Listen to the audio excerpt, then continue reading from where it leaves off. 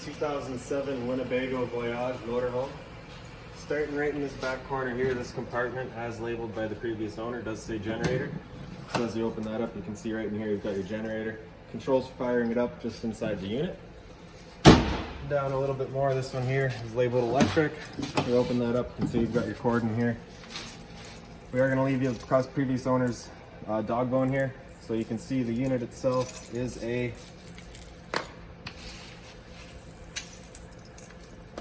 50 amp trailer. So you can see right here, 50 amp end. A lot of campsites aren't necessarily going to have that for you, which is why we provide you with the dog bone. So it'll take you from that 50 down to a standard 30 amp end. Most sites are going to have that. Plug right on in. And then right up in here, we've got another little adapter, so your 30 amp end would plug into there. And then we've also got a 20 amp end, so you can plug into your house, charge your batteries, run your fridge, things like that. Up inside here, we've also just got a little service light, as well as up on the wall are your cable and satellite inlets, as well as on the bottom, you've got a telephone inlet. Moving down right here, we've just got your sewer system, as well as some of your water. So up in the top left here, we've got your water pump. You can turn that on, turns on your water pump. Secondary switch inside as well to turn it on or off. In here, we've also got the light. Right beside it here is a black tank flush. So over time, you may go to dump out your black tank, which is just right here, filled from your toilet. You may go to dump that out and you go to check your monitor panel afterwards and it's still reading a third or 2/3, whatever it may be. Usually the cause of that is just some dirt inside of the tank there, something caught between two probes, whatever it may be. So you're just gonna take a water hose, stick it into there, turn on the water with this black valve open, and it'll just drain out that, or it'll flush out that tank for you. So when you're draining your tank, right below here you can see you've got your sewer system. We've also got your sewer hose just right here. So this cap just twists off. You can see you've got two ears there. Same two ears are on the sewer hose. Attaches on the same way, and then you're just going to pull this valve. Like I was saying, black valve for your black tank is filled from your toilet. So you'll pull that, let that drain out. And to the left here is just a gray valve, which is for your gray tank, which is just filled from your sinks and your shower. So you'll do that last just to help clean out this hose, make sure everything stays cleaner. Right beside it here, we've just got your water selection valve. So up to normal there is just going to be running city water. Take a water hose, stick it into there, pressurize the water lines throughout the trailer.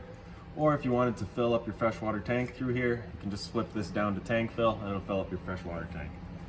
Right down here, we've also just got your exterior shower, so if the dog's out getting muddy or whatever, hot and cold water, you can spray him off before he goes inside. Right up here, just a fuel door for your bus. Moving down, we've just got 3 storage compartments here.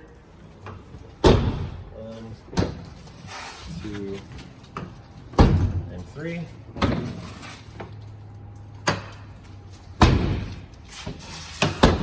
So the driver's door on this side here, you can see you do have access to going inside.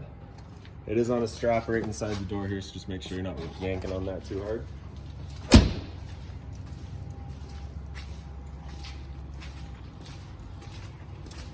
Around the front and to the other side, right here, right behind this panel, is the rest of your water system on the left side here. You can see up in the back there, we've just got your winterization valve. So if you had that valve up to the top, the winterize, very clearly labeled up there. And right on the side here, same idea, but for your hot water tank. You can bypass it for winter or normal for summer. Again, just a little service light down here. Right down here, you've also got your freshwater drains. Again, just labeled right on the wall right here. Water pump, so if that ever fails on you, it's just right there, easy to replace. Inside here, we've also just got your awning rod for opening up your awning, as well as some other bits and pieces for maintaining your bus, roadside service, whatever. And then right in the right side here, if you pop that open, it's your hot water tank. So before you ever turn your hot water tank with the controls that are inside, you're just gonna wanna hit that relief valve right there. Make sure that shot of water comes out.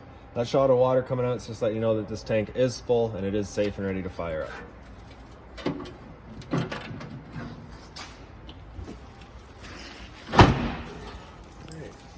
Now, as I mentioned, you had the tank fill on the other side there. Whenever you're filling up that tank, you just come in here, open this up, just ensures that the little breather for your tank is open. It's pushing the air out as the water comes in, just preventing it from over pressurizing and blowing things out. Right beside it, we've just got the GFI protected outlet. Resets just inside your door here. Right here, we've also got a little storage compartment. You can see it's just got a couple of things from the previous owner in there. We've decided to leave them in there for you. Moving down again is just more storage. Right up here, if you pop this open, there's a little outside stereo, as well as everything to hook up a TV outside. To the back right here, you just got your low point gas compartment there. So your propane tank's just right in here. You will notice that this compartment does not have a lock. That is for legal reasons. You cannot lock your propane. So right down here, you just got your main valve. So we'll just turn that to open it up. And that's that. And whenever you're going traveling, you do want to make sure that it's closed.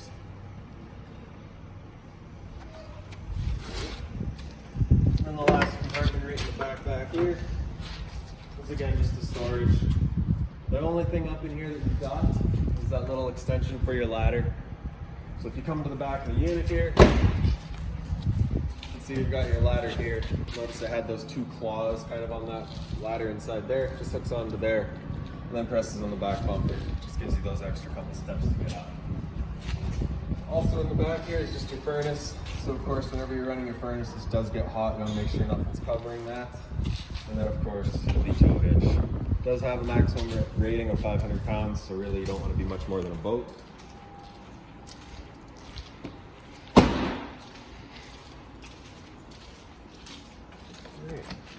And up inside, actually sorry, on the back of your door, just got this little T-latch. Just locks in right there, holds the door open for you. It is far enough away from your hot water tank exhaust here that you don't have to worry about it too much. So as we come inside, the second step right here, if we just undo this latch, houses your batteries inside there. So as long as you're plugged into that show cord in the back, those batteries are charging for you. And then on the top step, right in the bottom here, right in the back, you can see you've got that little black strap. If you just pull that back and undo this, you can see you've just got some breakers in here. So if you ever have something that doesn't work up in the dash or anywhere else in the bus, this is a good place to start. Multiple other little breakers and panels throughout the unit as well.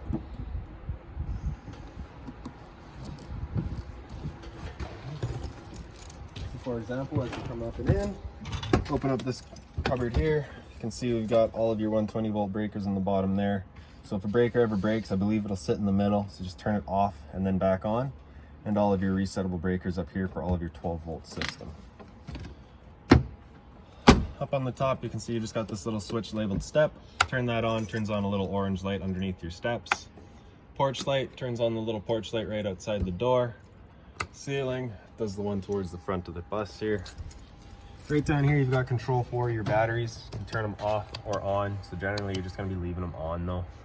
And then that switch, haven't found out what it does. Hopefully you do. I mentioned you had a GFI outside. So here's the reset for it. Test on the bottom, reset on top. So if you ever have an outlet that doesn't work, it's another good thing to check. And actually, we'll just come up to the front of the bus here first. So of course, we've got your stereo, very simple, self-explanatory. The Voyager system here is just for your camera in the back. You do have all the adjustments for it so that you're getting the clearest video you can. Of course, all of your climate controls. Down here is just your defrost, so high or low, which of course is for your front windshield here. Your coach heater, again, high or low. Radio power is either going to get, so the radio is actually either getting its power from the engine, so if the bus were running, it'd be getting power from there. However, with the bus not running, we can switch it over to house, and we do have the radio. Generator on the side there, so this is where I was saying your control for it is. You just press and hold start, and it fires up. You probably couldn't hear it on the video, but we got it going here. On the left side here, we just got your brake overdrives, so you can turn it on. There we go. And parking lights, brakes, running lights, battery boost. So this is for your, if your engine battery were to die, but your house batteries are still good, you can turn that on, press and hold, and you can run the bus off of the engine batteries to get it started rather than calling a tow truck for a boost.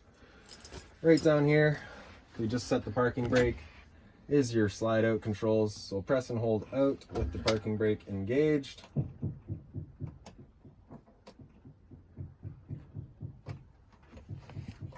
right.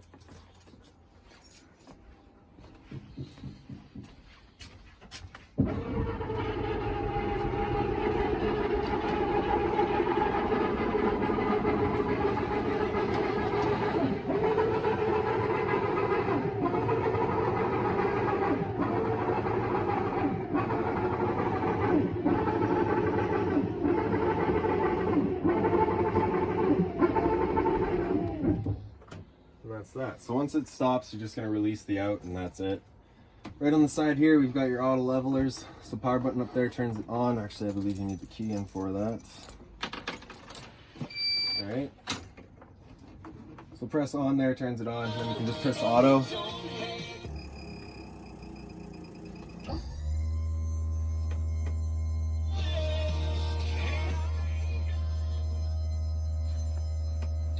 So while it's doing its auto level, you want to stay as stationary as possible. You don't want to be moving. That can throw off the sensors.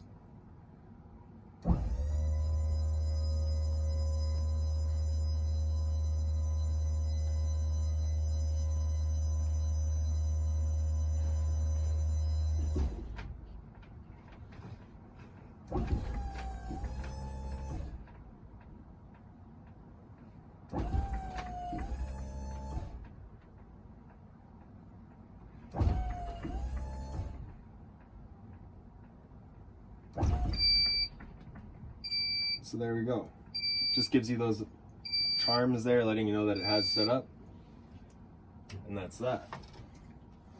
Down on the side here, you've also just got your mirror heat. So once you turn it on, it does light up. You just want to make sure you're not leaving that on with the bus off. That will kill it. Also got your electronic mirror controls. So flip it over to the left there. You can control your mirror. Over to the right, control the passenger mirror. And then of course, your window up and down. And that's that.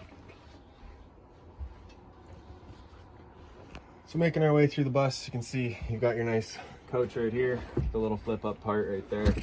It does have the seat belts, so it is a seat that you can use during travel. All the lights, just their own little push buttons there. Switches over here. Blinds are on their own tension system, so they just kind of sit where you leave them.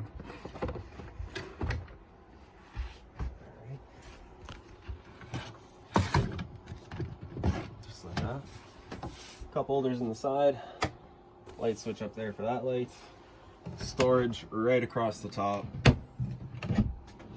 And then behind you in the kitchen here, actually if you come back a little bit, got ceiling light switch here, as well as the hallway lights. And of course your kitchen here, so just storage all across the bottom, drawers. Previous customer left a toilet paper holder up in here, so we left it there for you as well. And then this light here, just on the slide, it's got that sliding switch there. More storage across the top. The sink cover is hard, but it is still plastic. You don't want to put anything hot on here. And then of course, hot and cold water with the little dispenser there. Microwave here, pretty simple, not much I can teach you about that. Pretty much just like home, with a couple of extra features. That's the plug-in for it back there. Right down below it is our stove. So just a little bifold cover, flips back. Turn it over to light. Hit the sparker on the side here.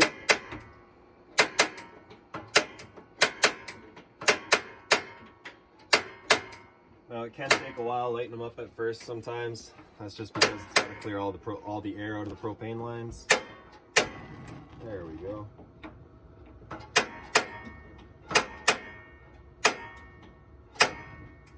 Just like that. So you do have the temperature control, turn it up or down. Below is more just storage. Those are just kind of little bits and pieces for your microwave there.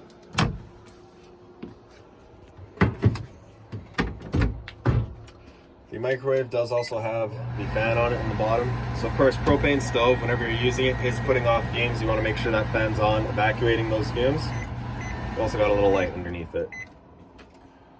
For your fridge here, power button turns it on, press and hold.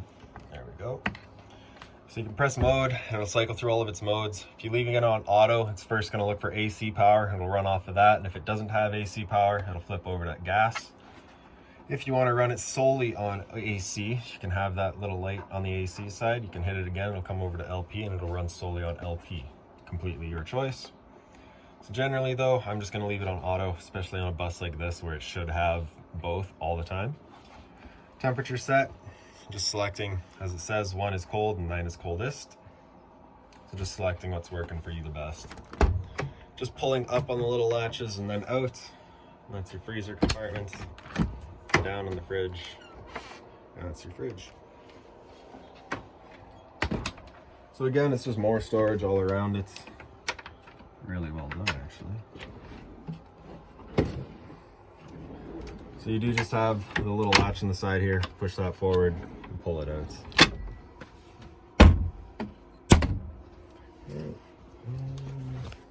Just more storage here. GFI protected outlet down there. Again, same thing, test on the bottom, reset on top. Starting from the top here, we've got your water heater control. So that's turning on your water heater with your AC power, your 110 volt, as it says right there. And down again, we've got your generator control again. Same thing as up front, press and hold start. Touch stop to kill it. So your water heater, that switch is going to turn it on with your propane. So if you ever get that pilot out light coming on, it's just letting you know that it's not going to be firing up. So at that point, just off and back on to try and reset it.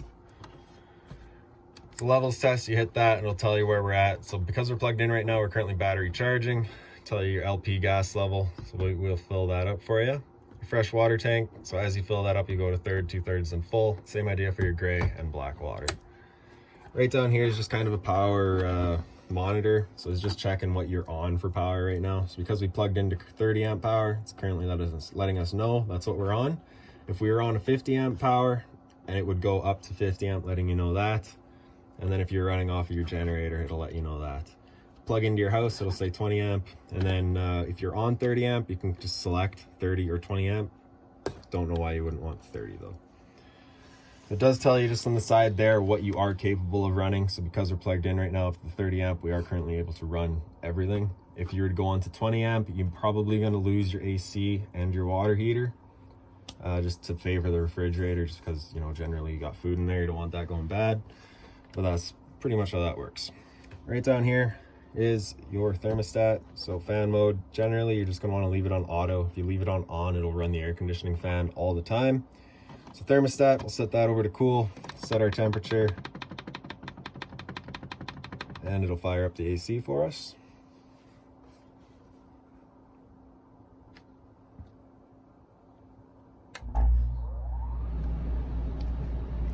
So with that air conditioner running, basically got two different options. Oh, my correction actually. It's an old enough air conditioner, you got one option. Your air is coming through your ducting, and that's that. You can open and close all of your ducting, just like that.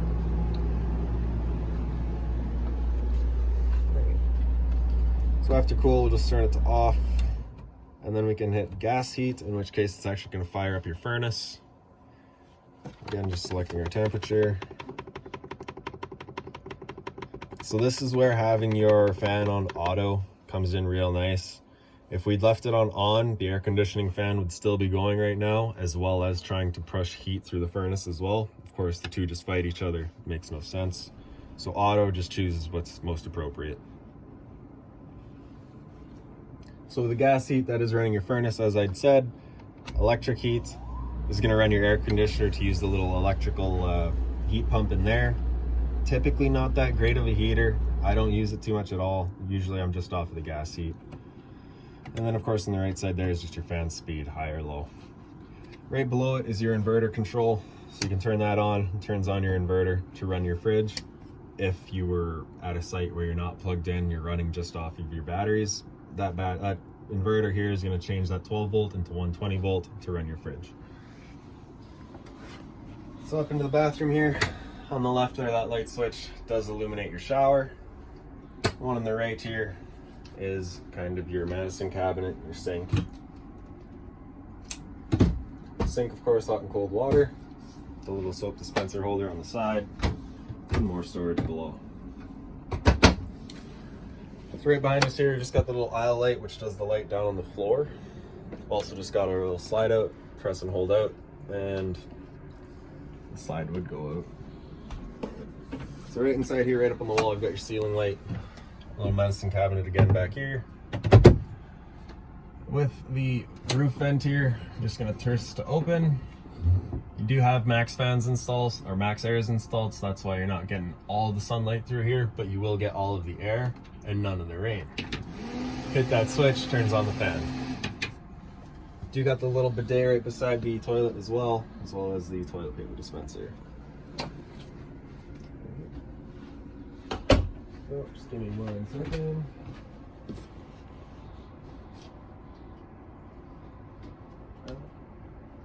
I think it needs a boost. Same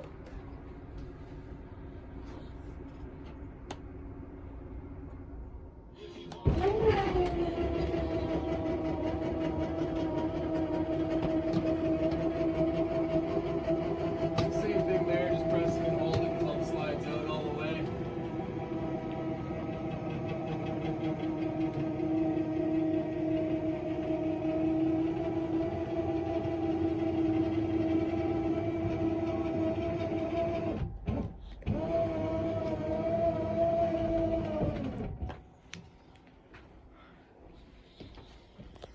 Alright, so the boost that we're referring to here is just that boost button that was right by the driver's seat there. Because the unit had sat out for so long, I guess the batteries have drained themselves. The unit will be left plugged in overnight to charge the batteries for you. Okay. And in here, right up on the wall here, are your light switches. So you got hall, which is the light behind me, as well as the ceiling for in here. Your second air conditioner is just this guy right there. You do have the TV, as well as your second thermostat. Works the same as the other one, except it just runs the air conditioner, nothing else. Closet space here is automatically lit. As soon as you open up that door, it's going off. Right. And more closet space here. Drawers all along the bottom. With your bed, if you pull up the end, you can see you've just got the little storage underneath it.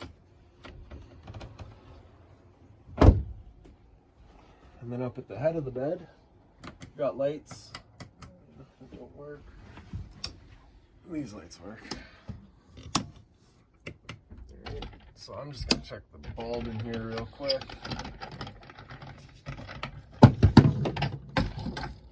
Yep, and that would be that. Alrighty, so I'll get those couple of things touched up for you. Otherwise, that is about it for this unit. If you've got any other questions on it, please feel free to give us a call, 204-237-7272.